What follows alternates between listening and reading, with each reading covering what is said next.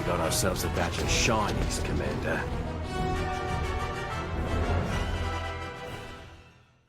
Hello, everyone. Welcome to Coordinated Fire, Episode 19, a Star Wars Shatterpoint podcast where the host usually says something witty at the beginning of the episode. You get this one once. I should have came prepared with a dad pun or something. A Star Wars dad pun. Yeah. Darn it. Missed my shot. You did. How are you guys doing? All right. Doing good. Great. Sean, I believe you have something to celebrate today.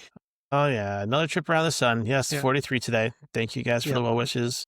Wee. Happy birthday to me. When do you just actually like stop, like not that you stop caring, but it's just another year. Usually That's my up to birthdays each individual person. I plan on stopping. are just a great way to when I get stop. all my favorite people together. That's what we did on Saturday. Played a bunch of Magic the Gathering Commander in the backyard on Saturday. So Oh, nice. it was just an excuse to get people together. Titus, you did hear that he said all of his favorite people, and I wasn't on that invite, and you weren't on that invite. Well, listen, let's not even get into the Magic discussion, boys.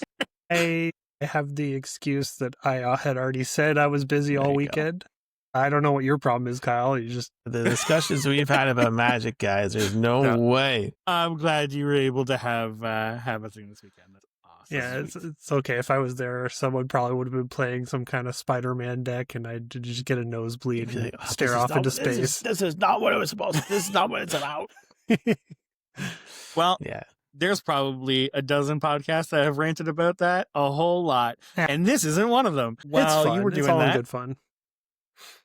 while you were doing that, I actually got a couple games in this weekend. I got 2 games in last Thursday, so I have been Look at you grinding, eh? throwing things on a table and both doing some testing myself and helping everyone else do some testing too. So first of those games, Titus, was you and I. Yep. Yeah, we threw down because we both got there early on a Thursday, so we both got 2 games in, which is nice. It doesn't happen very often. No, was nice. So you were playing Cam and Ahsoka, Yes, I was. and I played Hunter Boss. You were trying it out. For this game to do a final test before Sean made us lock our lists in this weekend. So yeah, I put Hunter Boss on the table for the 3rd time to just kind of see if that's the direction I wanted to go. This was actually a really close game. It was a fun one too. Like it went very I had- well. So I got the boss opening on this despite a fixer flip on the first flip, reserved. So And fun fact, it was a Shatterpoint because Kyle neglected to put boss in his deck, and he still got the open. Yeah. We don't have to tell people that, That- but that's yes, still a boss boss. wasn't even in the deck. Shatterpoint equals a boss off the Yeah. hop. I think I had like Rex's card in there by accident Yeah. instead. So it Which wasn't even we- in the deck, and he still got it. Insult to injury. Uh-huh. But we were playing shifting, got the boss opening. Struggle 1, I think, ended in 3 activations. No, you had 4. I had 3 done, Yeah. and I managed to delay you a turn. Yes. Which how disgusting is that? That the Then, opening yeah, I now was is gonna say, did you throw up a little in your mouth Yeah. after that, Titus, too, or what? Well, just the fact that delaying a turn is 4 activations instead of 3. Like this is stupid fast. I mean, he spanked me in 2. Yeah. The one that we did. It's It is. It's not great. Now, this went the other way pretty quickly. Yep, I took struggle 2 in, I think, 3 activations, headed back in the Yes. other way. So we weren't even through our first deck all the way by the Finishing time we 2 got to struggle struggles. 3. And then Struggle 3 was a slog. Uh-huh. So this was a really good back and forth. I think there's a few things at play. I think I ended up on the wrong side of a wound cycle. You were 100%. Yeah, where you were just managing to get things down near the end of that struggle 2 into 3, while your stuff was waking up.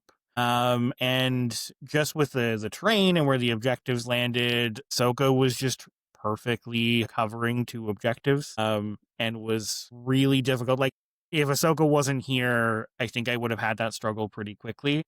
Well, so there was also the thing where both Ahsoka and Kiadi have deflect. They were each holding a point. and Yes. each able to threaten the third one. And I think almost all the units you had up had 2 hit points left, so you couldn't attack either of them. You had several activations where it was just hunker, stand on point. Yeah, I could not swing. So that was actually my big takeaway from the game, is that deflect can be a pretty big nuisance to that list. Because everything else was down and I was able to keep it down.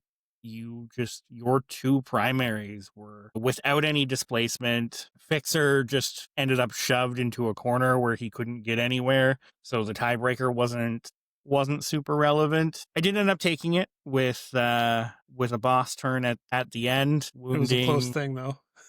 It was a close thing. Yes. Yeah, I think we were both full up on momentum pretty much. Yeah, it was either I won that turn or you won the next turn. There was no other option there. But super tight game. And for a couple games in a row, Titus, and I will give you this, I was really impressed with Nadar. Whew, all right. He's been taking a lot of practice, but I am very happy with how he plays.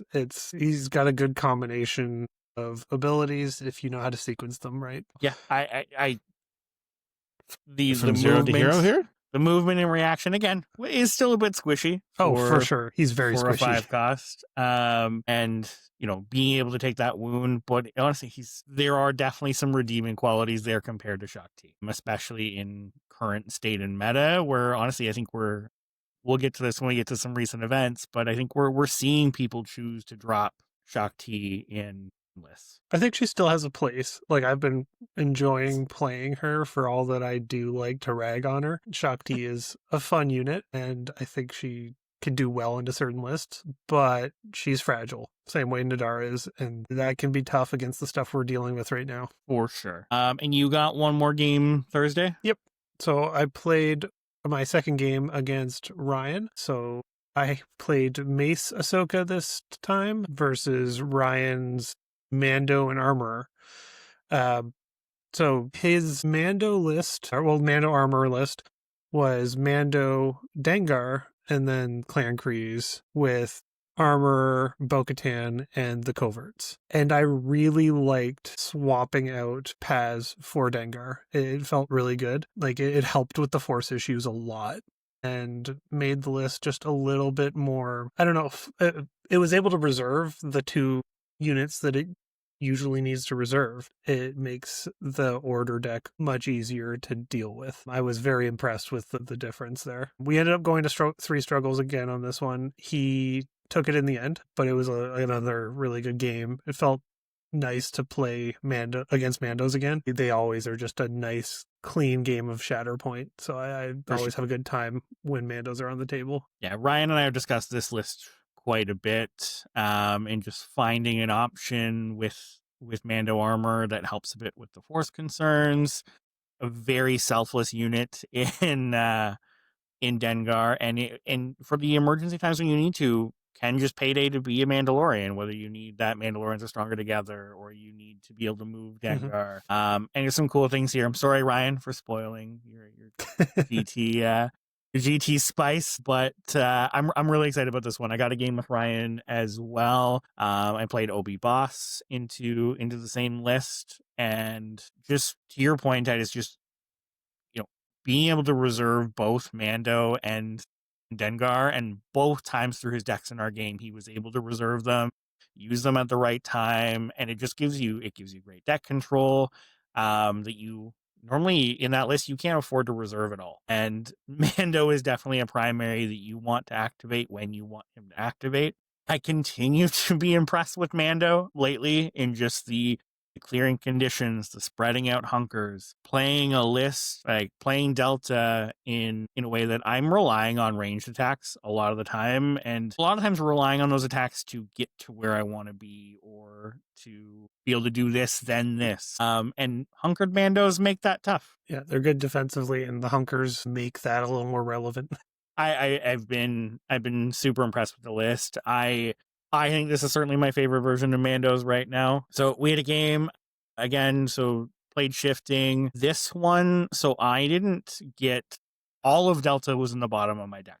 So Struggle 1, I was just playing a standard Obi game for a bit, and it was a really tight back and forth. And as a story that we've been all experiencing, then boss goes and the struggle flips. So that's kind of what happened. Now, Mando was stopping me from taking as big of a flip as I would have liked to. So I do think just having just that one revenge piece, I think just like Titus U with Ahsoka, with Mace, I think can just slow it down to a pace that you want. Because I think that's really the trick of playing into Delta is how can I slow this game down? Yeah. And I think sorry, I was going to say, I find that having the full revenge list, it's going too hard into that. Whereas having just the one piece adds that little bit of complication. But I don't think you want to go all in on it. Yeah, because I also think you need reliable wounds. Yeah. Into Delta as well. So I think there is a balance there. And I think it's going to be cool to kind of see how that develops from a meta perspective of how do you get that list that can punch here and react here. I think that's what current Rebels are doing really well, even though they're having double revenge. I think they can punch well just from their supports. So Thursday I also played against Josh. This time I played Kiadi Vader into his boss Hunter. This is a matchup that I've been testing quite a bit into, and I've been really happy with Cam Vader into Delta. I think he can get key wounds on 7 Scorch, Fixer, and do them quickly. I think it can play that counter game. While it may not be as fast, it can play that counter game on shifting. And I have a ton of displacement in there too. And being able to just displace some of those Delta units, so maybe those extra dice aren't as reliable, make some inconvenient activations, has been going great. And I've been super happy with it. I had one more game against Ryan over the weekend where he played Dooku Riff, and this was I needed a palate cleanser from the GT prep. And I played Mace Kit here. This was my first time I built Kit just before playing this game. This is my first time getting Kit on the table, and I was actually impressed from a release that I was super excited for and then fell off of just as fast. I think he's better than he looks on. He certainly is. He's a defensive all-star. He's fast. He just usually does what you need him to do. Yeah, I think that he's still in a weird spot from just overall list building where there are so many Republic primaries that do some really cool, very specific things. And he just sits here as a really good individual piece. But I can definitely see how he could help on odds if you're going the Jedi route. Yeah. So I think that's where he really shines, is on odds. Yeah. So Kit's one that I definitely want to play a little more of. I was very impressed. And so I think post GT, I'm going to be doing some Kit practice. Cool. Speaking of GTs, there was one that happened this weekend. Yeah, another one.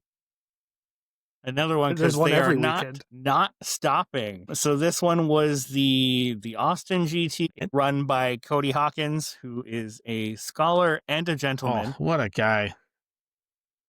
Some pretty competitive players coming out. First off, a huge congrats to Rudy, who we had on the cast a couple weeks ago for a great run at Nova. Took the win here with a list near and dear to my heart, because I have talked to Rudy a lot about this list and ended up in a pretty similar spot to what I'm going to be running this weekend. Rudy went with Hunter Delta with Kiadi and Vader. Kiadi Vader making some interesting choices here, though. So Kiadi's taking Kenobi out of hiding with the Republic Clone Commandos. The Vader side has Snips and the Padawans. Yeah, which it surprised me seeing Shaak Ti getting dropped. I can kind of understand why, though. The Obi-2 and Clone Commandos both add a little bit of durability there, which you're losing that diceless displacement when you drop Shaak Ti and Barriss, but you're getting a more robust list. Because even Snips versus Barriss, there's no denying Snips is a much more durable piece. She has deflect, so people aren't going to want to shoot her. All that good stuff. Yeah, you're definitely lower on the displacement going in this direction, but I think the piece for me is the magic in those Clone Commandos, because coordinated fire damage in this list allows a lot of this list to punch up a lot better. Kiadi's main issue, even with Vader dice, is on the side you want him on, he's maxing out at 8 damage. Yep. Going to 9 means he can wound something with 8 health and protection, Which is a lot of things right now. and is specifically 7 Scorch. Yeah, I guess the shore troopers don't come up as much. But the Shore Troopers, Weequay pirates are also 9 hit points, so that's another relevant one. but there is not much that can reliably wound 7 Scorch in 1 attack. And here we have both of your primaries being able to do it, and the Padawans pretty reliably. You have OB2 shenanigans doing OB2 shenanigans, so you're hurting some offensive output there. And then on the Delta side, which Hunter Delta, the only real 2 choices you have in this list are the secondary and the support that go with Hunter. In this case, going with Wrecker and Wolfpack. I think like this a Wolfpack lot. yeah, I by and large the just correct choice here. They are the only clone that can reliably double shove. They have incredible melee expertise. The Wolfpack are great unless you're playing a list with Kenobi because they don't have defensive maneuver. Yeah. Anywhere else, I think they're an incredible choice. Wrecker's adding some protection here,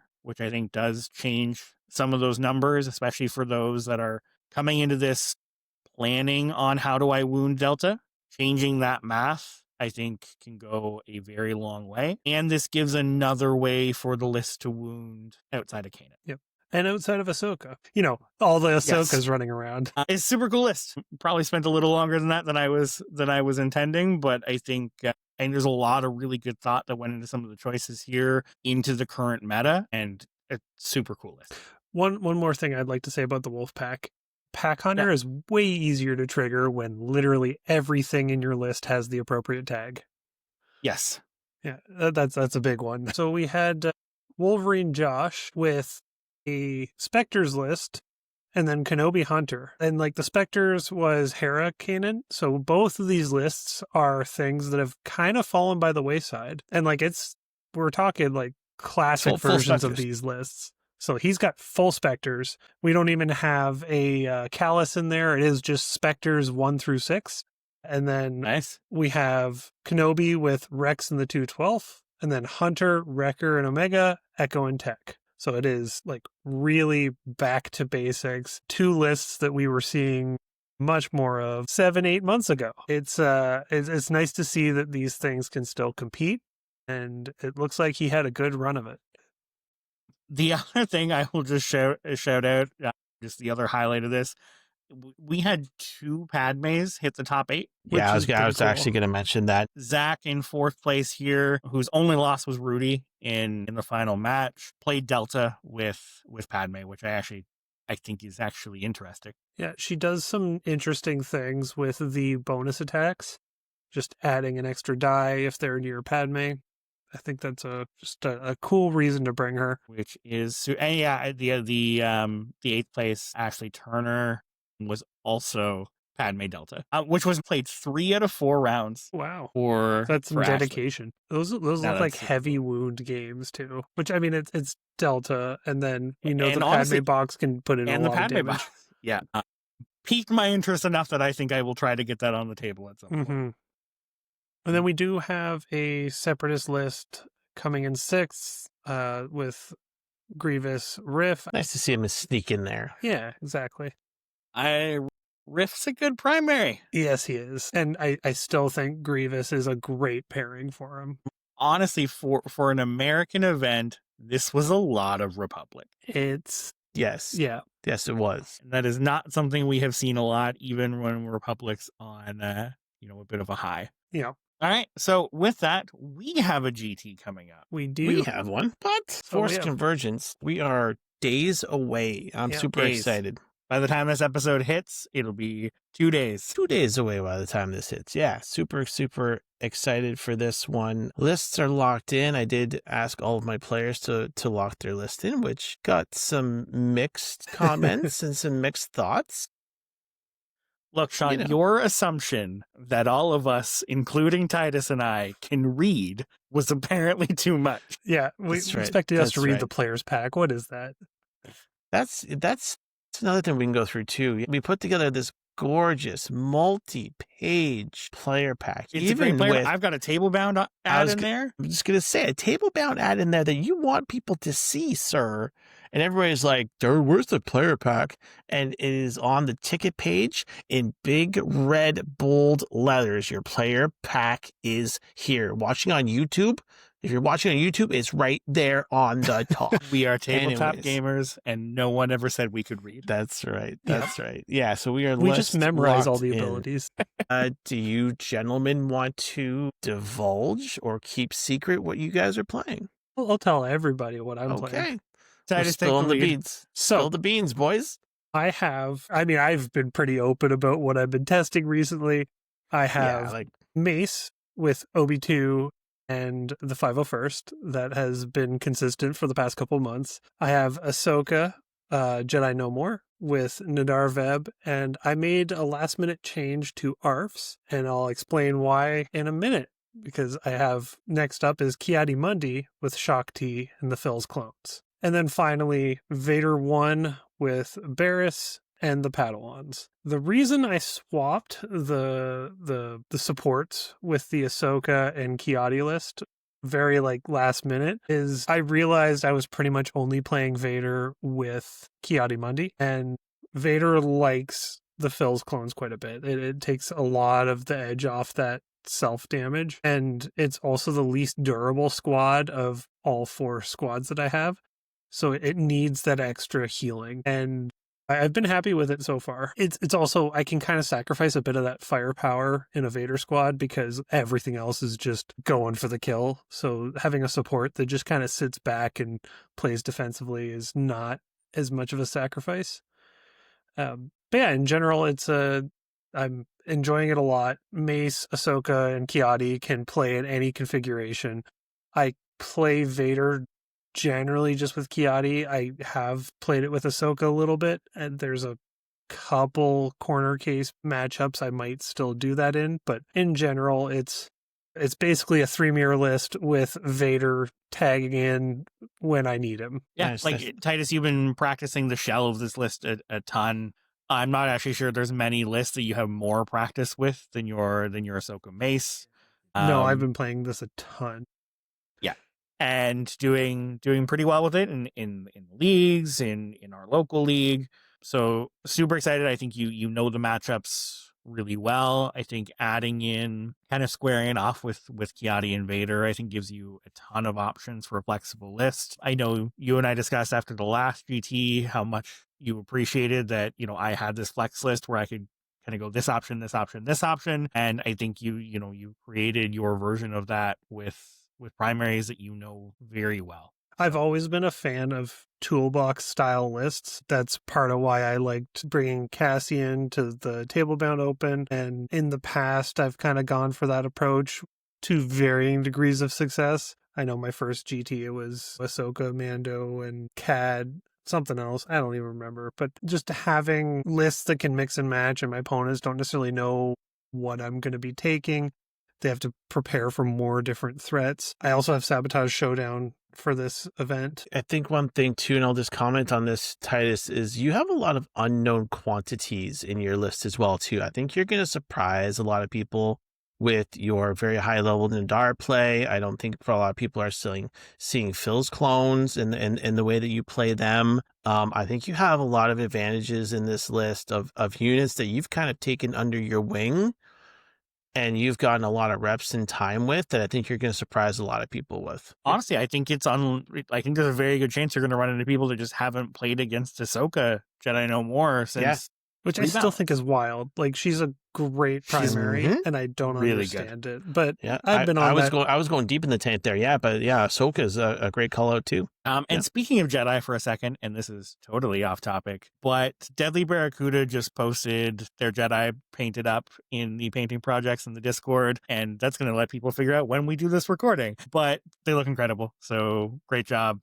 It's been just very cool seeing the Discord active, painting projects, everyone got events coming up, and just super cool to see. Oh, shitballs. Those look really good. That's yeah, right. I like the work in progress right now too. stuff. That's cool. Look, stop. Look. Wow. I had the Discord up on my other monitor here, and they just popped up, and I'm like, It's Those look great. Sweet. Nice. What'd you lock in with, Kyle?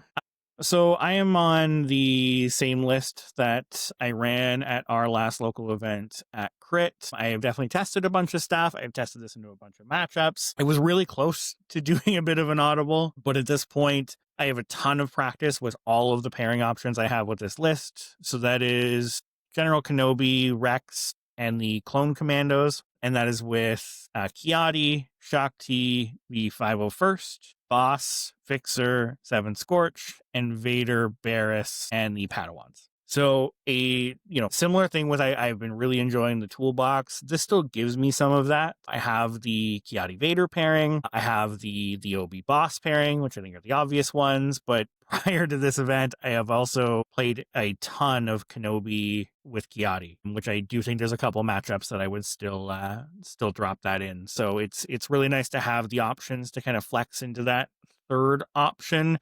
Especially if I don't want to go heavy aggro, because I think both, the main pairings here are pretty heavy on the wound side. So I have that Kiadi Obi option kind of in the back pocket.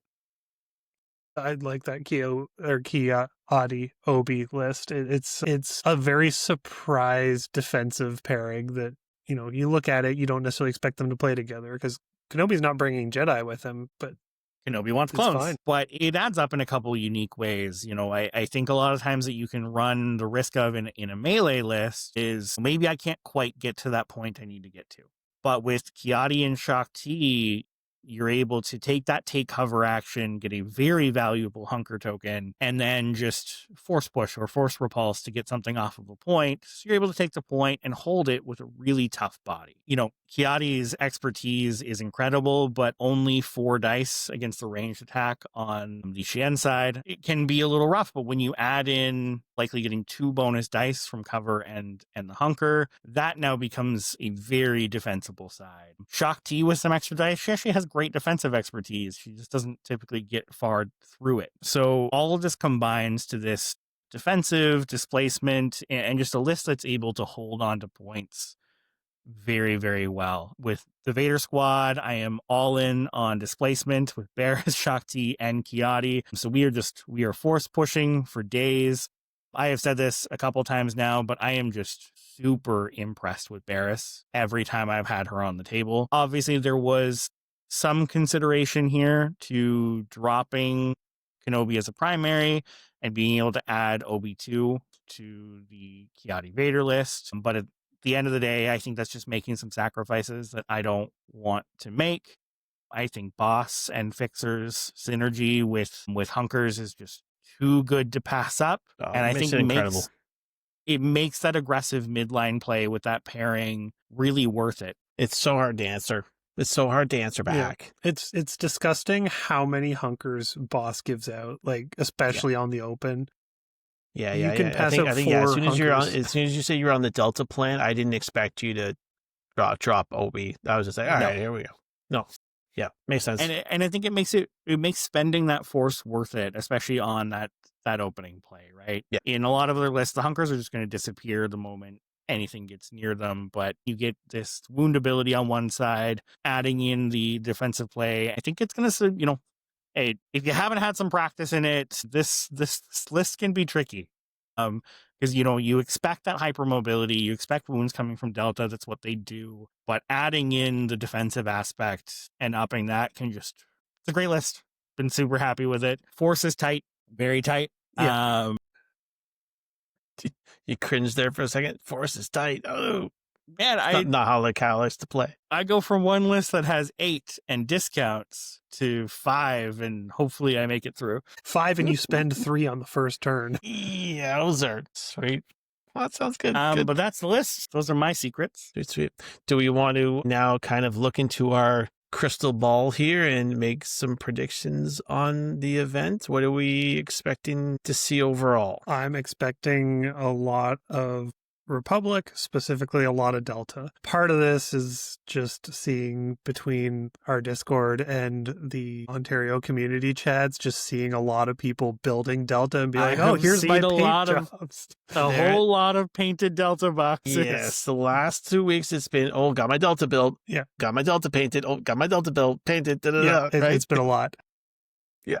I'm still expecting a lot of Cassian lists. Haven't seen as much rush for people to build those, but I think that's because we had some trouble getting Delta here, whereas Cassian and Jin have been out a little bit longer.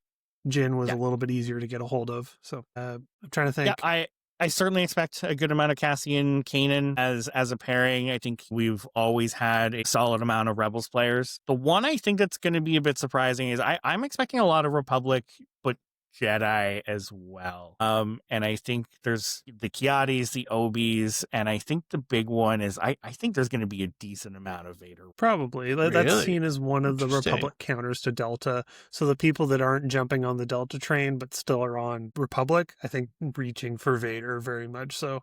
I would say like my top 3, I would say probably Boss, Obi, and Mace. I think just based on like what we've seen, Mace or Cassian. We have a lot of Mace fans in our community too, and people that like to run, that like to run him. So I'd say it's it for me. But yeah, I think I'll echo that. Yeah, probably a lot of Republic and overall Rebels. I think we also have some, Cassian. I think is going to be on the higher end. Like when we look at like taken in games played. I think we also have some dedicated Empire fans. I don't think there's going to be a lot of them, but I think the people that are bringing Empire are likely to bring full Empire. Yes, yeah, I think we'll see sprinkles. So we'll see sprinkles of Empire. We'll see a couple sprinkles of Separatists, maybe a couple sprinkles of Mandos. Maybe some Ewoks. Yes. So if we want to move to our number 3 thing here, the Dark Horse list. So I will start this off. That I think there's one player in particular who is very, very well versed with Ewoks, and he tries to play them as pure as he can. Mr. Alex Millar. So we're naming a specific player. Yes. Sorry. So Dark Horse list and my Dark Horse guy to do well with Ewoks in particular. He did very well at Battle for Wrath. He has stayed on Freedom Fire Leia with Ewoks for a long time, and I think that is going to, like I said, that's my Dark Horse list, and calling out my guy that I'm going to be watching. I think my Dark Horse is going to be Mandos. We haven't seen much of it at all, nice. And I think they can do very well. I think they've been dropped a little bit, and I don't necessarily think it's for as good of reason as people think. I think they can still compete. I don't disagree with that. I think Mandos are definitely better than the current representation. I think mine I won't pick Titus, but I think Titus is going to do well with his list. Yeah, you can't pick us, though. We can't pick ourselves. It's cheating. But I'm going to go... I think Matt's going to do really well with Separatists. Yeah, and again, that's another guy who's been on Separatists forever, right? Well versed, knows the matchups. Yep. Yeah, I think have we all played Matt before? I have. I don't know if I have. Okay, I played him a couple times. Cool. The reps definitely show. I can say that. But no, and again, that is just a couple small picks, but I think we're going to see some surprises. And that's where the fun is. Yeah. For me, it's like you don't want to see the same stuff all the time. You want to see like a couple of, ooh, nice to see that in the top 8 type of. So what are we thinking in terms of missions? What are we expecting to see? A whole lot of sabotage. Whole lot of sabotage. I think we'll get a decent amount of shifting. I think we're going to get more first contact than any other event. Yes. Yeah. What I was because we have a couple people. We have masochists everywhere. Yes. We have a lot of dedicated first contact fans, and I really think they're doing it despite us personally.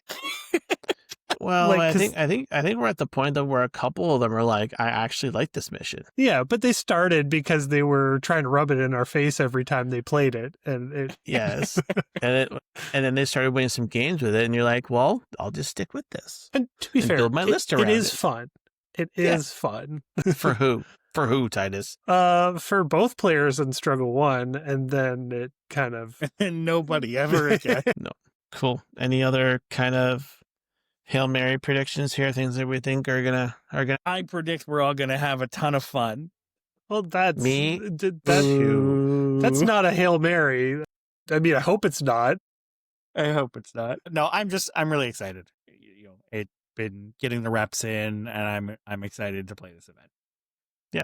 Yeah, because I think this is the biggest. Obviously, it's the biggest one we've had since Tableland Open, right? And this gives us a second really marquee event, and it's the last GT for us in Ontario for the year before we move on to season 3. And I'll throw it out right now, and I know, Sean, you'll do it at yeah. the end of the episode, but Yeah.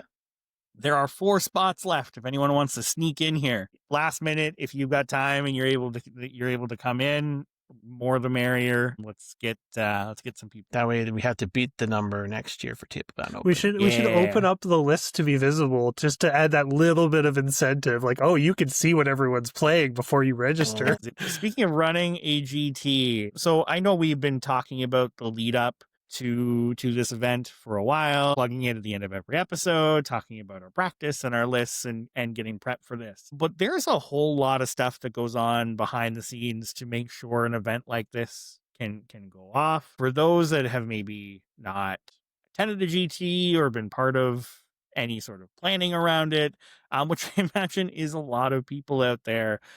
So we wanted to take a chance to just kind of talk about what goes into prepping a GT, what goes into, getting approval for an official GT, and kind of all the work behind the scenes. Sean, I'll throw it over to you. Do you want to start off at kind of, you had the idea that I want to run a Shatterpoint GT. What's next? Well, what's next is you need to watch out for the information that Atomic Mass Games sends out, which is a number of months before about the next tournament season. One for the 2025-2026 season was released on September 30th of 2024. That means we should be expecting the next season pretty soon. Yes, I was going to say, yes, season 3 should actually be coming up very, very soon. So you should be first and foremost watching for that. So they released a very large article here on the application selection process for tournament organizers, which details a number of just the very base requirements. So that's what they start off with, right? Okay. So like Kyle said, you had this idea, and this article is generally the very bare minimum of things that you need to start preparing if you think you want to run a GT, right? So it has to be legitimate public venue, 2 players per game line they tend to support. Now, this one in particular has been tough for Shatterpoint. We have seen a number of GTs not hit this number. We've seen a number of them to be right there and a number of them be well over. This is always something I am assuming is just at Atomic Mass Games' discretion about who gets approval and who's not. 3 seasons in, I do wonder if they are going to start taking a look at this number more closely. Shatterpoint is still a game in its infancy compared to a ton of other competitive games out there. So I would expect and continue to expect some leniency on that community developing and getting events to that point. What I can say is year over year, we are seeing way more events hit that number and above. Yes. Which is incredible to see. It's incredible to see the growth, seeing things like, the attendance at Nova recently, what we've got for LVO coming up, and that's with an LVO kind of shuffle in terms of when it happens. The Zion's crew have a sold out event also happening in October, and then we saw Worlds hit over 120 total players over Shatterpoint, right? And I think it's more than that, but I'm not going to go actually look at a real number, but it's a ton of people getting together to play Shatterpoint. So seeing that growth has been incredible. But I do think one of the things to consider, and one of the things that AMG is going to look for in this application and approval process is your community that you're looking to run this event in seeing regular attended events. If you're pulling in, let's say, 16 players regularly at your local store, well, that's going to be great backing to say, yeah, we're getting this regularly. I have this locally, and we're going to be able to pull in more people that will travel for a GT.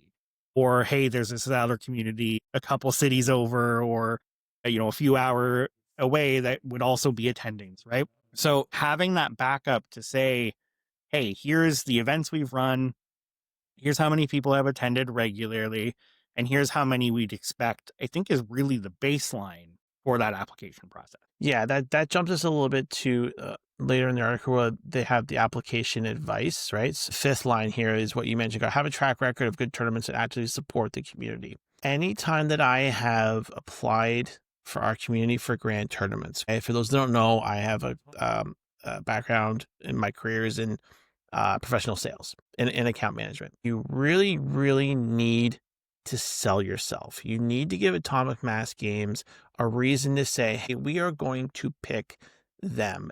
What I will echo is Kyle's comments on doing tournaments, having a monthly, and even if you're just getting, let's say, 12 to 14 people, take those Longshanks lists, do it all in Longshanks so it's documented.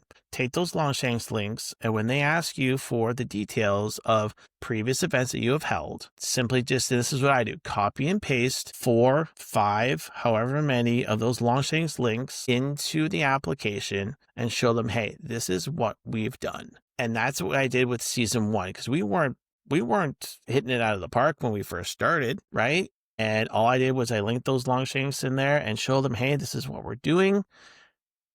And good things came of it, right? Tell them about what you're doing, that you're essentially supporting the game. Another aspect in here too, I think, is they ask is if you're going to be running your event at a retailer, which I think is this very subtle nod to they want you to maybe try and do these at stores that are obviously stocking product, right? If you're not doing this at a big convention, try and do it at a store that is stocking product. Which I think that's a good advice in general, Yeah. because people are there playing the game.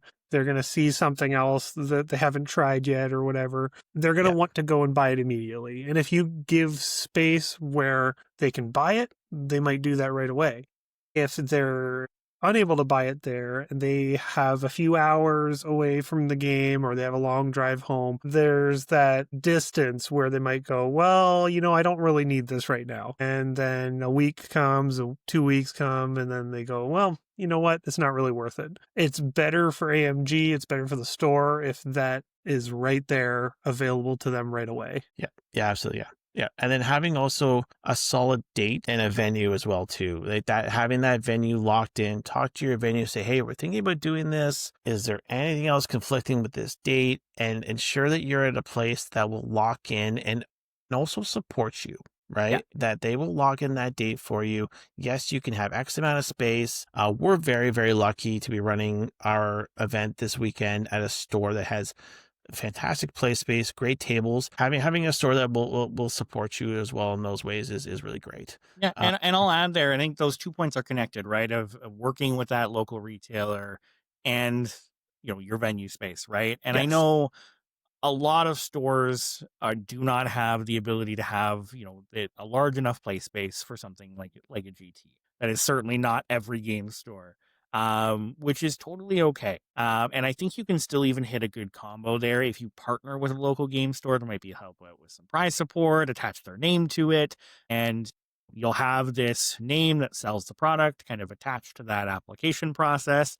And then you can find, a hall space or venue space that's nearby that, they're able to support with, even if maybe you can't actually host the event in that store. If you're hosting at a hall or something, a store can even, like if a store is sponsoring you, they could just run a booth there and have a little mini store set up at the event. And that was our first one in Hamilton, right? Is that everybody we had the retailer space there. Hall venue, can have some large space to set up some tables.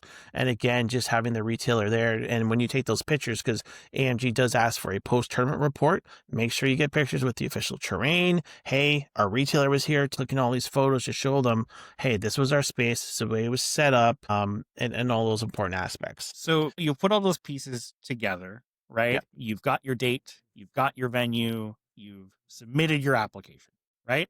One more important thing. You need people. If you are the person applying, you also need judges based on a certain amount of people, or every 16 people. So choosing those individuals as well, too, is part of the process. 100%. But you've gone through that whole process. You've got your date, your venue, you sent the application in. AMG says, yes, you've got a GT. What now?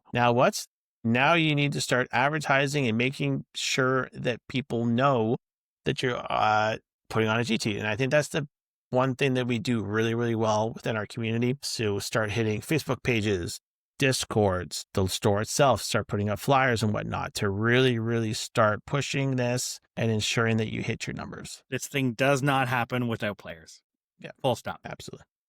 And however much marketing you think is reasonable, do more. I'll always do more. Fantastic point. Yes. It cannot be like once a month, hey guys, we're doing a GT. It's got to be posting about some aspect almost every week. I'm sure you guys get sick of me talking about these things, but like 1 week talking about the venue. The next week, hey, I got some awesome prizing. Third week, hey, buy your ticket, right? Make sure you're always kind of putting it in people's ears that, hey, this thing's coming up soon. TikTok, time's running out. Yeah, I think that's a big piece. Make sure people know where to buy a ticket Yes. is a big one. And the other thing is, please build a player pack.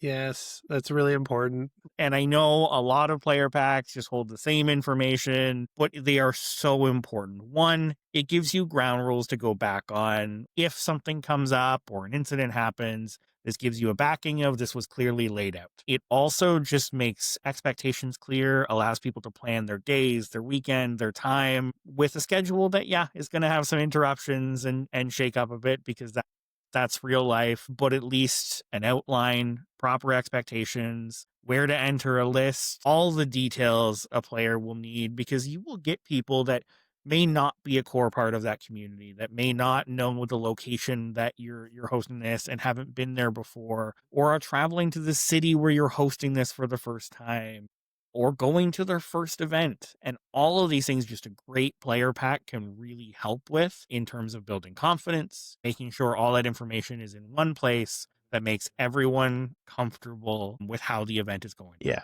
Yeah. And make sure, like I said, make sure it's very visible. Generally, I would put it with where you buy your ticket and then have that as a reference point. When people ask, where's the player pack? Well, go back to the site where you bought your ticket, boom, in red, big red letters or whatever, bolded.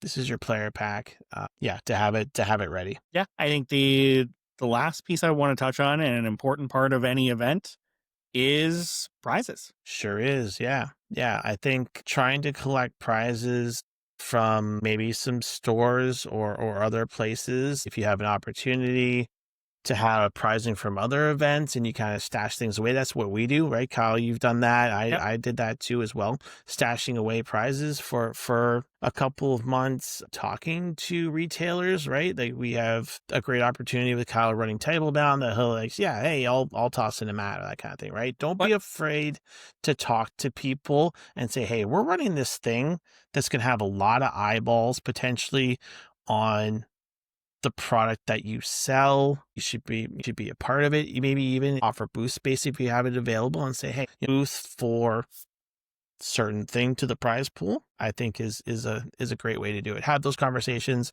and you'd be amazed what people will say yes to. Yeah, I think like getting that GT stamp of approval gets you so far of the way in from a prize perspective.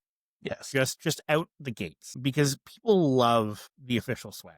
The order cards, the dice, for top cut, it's the trackers, the measuring sticks, all that stuff is a great seller. Sean, I like the response for how many people signed up when you made your first post with the GT kit was insane. Yeah. So what we're referencing is the store league kit and the store support kit, right? Yeah. The most recent ones. Yes. As soon as I posted those up and said, hey, and we ordered 2 of each. So it was not only we're going to have these, but it's going to be everybody's going to get a set of these. And you're right. Yes, it was instantly 4 or 5 people went, yep, okay, I'm in. Yeah. And even just the base GT pack for someone that hasn't gone to a GT or doesn't have another local option to get this stuff, this is coveted stuff. And I think is absolutely a start. But Sean, to your point, reach out to random businesses that sell tabletop accessories, or that random Etsy shop that has some cool 3D terrain or custom tokens. Like all of that stuff, small businesses rely on word of mouth. And I can say from a Tablebound perspective, yes, it's been amazing to support our local events, but I have shipped things to the US. I have shipped things across Canada for just, hey, do you want to support this event? Yeah, I would love to. Here's a discount code for everyone attending. Here's a couple free stuff. And it's what really helped me get this thing off the ground, right? So this is a win-win for everybody. You get some extra pricing for your event. A business is getting a touch point with customers that they may not have had previously. And there's no harm in asking. The worst answer you could possibly get is no. Yeah. And I don't think any small business owner that you say, hey, we could potentially have between 25 to 30 potential customers all in one space looking at your stuff. The other one I'm going to pop into is if you have a community member with a 3D printer, ask them, hey, if I get you this terrain, this, that, can you print me off some stuff? Because I will actually add a bit of a prize addition here today for those people listening. Shane is going to be printing off and bringing some terrain for us from Ottawa, which is also going to be hitting the prize table as well too. I haven't announced that. I will put that in probably this week as my final. Sounds like it's announced now. Yeah, hey, well, yeah, but not till Thursday, but I'll get it early in the chat. And he's like, "What can I bring? I want to help out, right?" And sometimes your community members with those 3D printers will say, "Hey, shoot me some files." And that does kind of this will be dovetail my contribution. Something I wanted to mention, which is unique pricing. It can be a huge draw. And in an era of 3D printing, it's very easy for us to do that. So like, I know there was an event that had I think it was like Vader surfing, or there was the prize for finally taking down Scott at a GT, stuff like that. It doesn't have to be your main prize, but having something that is unique to your event, that is special, can also draw people out. Yeah, like Cam's bingo card, he ran a Battle for Breath. That's a good one. Super fun thing. I just added a little extra thing to the event, but I certainly made choices in games I wouldn't have done just to get bingo spots. Yep, absolutely. And he had a prize with Bix from Andor. It was just it was a trophy with this little model of Bix on it, and it drew eyes all day because it was something unique. It was something you can't get anywhere else, and that can really draw people in. The last point I want to make on pricing, and this comes down to how you're organizing the event and who you're partnering with for the venue space or the store you're working with. But this is a GT. Don't be afraid to put your ticket price at a point that gives you an appropriate budget for pricing. I have had no experiences where someone looks at a ticket price of $40-ish, $50-ish, at a well-prized event, that pricing is well advertised, and anyone bats an eye at the price. I think it is absolutely worth it, especially, I have another last point on pricing, is figure out your prize structure. Put the bulk of them raffle prizes first and foremost. I would say almost everything. Almost everything, yes. Almost have a couple unique things, and the GT kit provides them for the first, second, third, fourth kind of deal. But I think people are way more willing to buy into that ticket price, to plan to go to an event, if they have just as much of a shot to walk away with something as someone winning the event. It's a huge draw. I know, I'm in a more unique position with the Table Bound Open to be able to do things like everybody walks away with a prize. And I know that's certainly not possible at every event, and that's totally cool. But, with the store kits, the GT kits, everybody is walking away with something. Just for ticket entry, you're getting this. And then half the players walk away with something above and beyond that, and it's a huge win. And a huge draw, and will get people just excited to attend and excited to prize. And I think good pricing does a part of that journey to get people to come for the first time. What I can tell you that great pricing will get people to come back again more than anything else. Yeah, and I think it exposes people it gets people in the door and exposes them also to what a well-run event is supposed to look like, right? So you set a standard as a tournament organizer that, hey, when X person runs an event, this is the way that it will be run, and this is what you should expect. And that is really, really great, that when your event is successful because you've put in the time and the work and all these types of things that we're talking about, that when you reapply next year, those Longshanks links that I said are going to have higher numbers than they did last year. Now, that doesn't automatically mean that you're going to get approved again, but it's going to up your chances quite a bit to consistently 100%. Be a community that is seen as, hey, these guys are doing it the right way. And that will also attract a lot of people too, I think. Sean, you had a couple reminders you wanted to give to everyone that's attending. Yes, if you're listening to this on a Thursday and coming to Force Convergence, again, print your errata cards. Please, please, please double check. Did my unit get changed? Print your errata cards and have those. Assemble and paint your stuff. One prize, I think we didn't talk about, is the awesome Play It Painted prize that we had. I found a really awesome Return of the Jedi canvas. I was just, actually, my wife was at the Oshawa Mall and she sent me a photo and she said, "This looks awesome." And I'm like, I need that. So it is a very, very nice Return of the Jedi canvas that someone's going to be walking away for our Play It Painted prize. And again, make sure to pack everything. I'm not bringing a lot of extra stuff. Unfortunately, we might have some people that might bring some extra models, some cards, or that kind of thing. But part of the reason, again, why I wanted to lock the lists is that people will, before they come, they will know what they're bringing and say, okay, make sure everything's all packed up and ready to go so that there are no disasters on Saturday. With the list lock, should be no assembling and painting night of. Unless you're Titus. No. I'm going to have everything done well before because I have a week where I know what my list is. See, there you go. To that point, I have everything I need packed downstairs. It's ready to go. I was just trying to help y'all. Yeah. I was just trying to help y'all. Yeah, and shoot your shot with a GT. Even if you're not thinking you're ready, just go for it. If you're in an area that hasn't had one yet, maybe they'll approve you and give you a chance. And then that's your opportunity to really knock it out of the park and show them that, hey, we're ready for this. Awesome.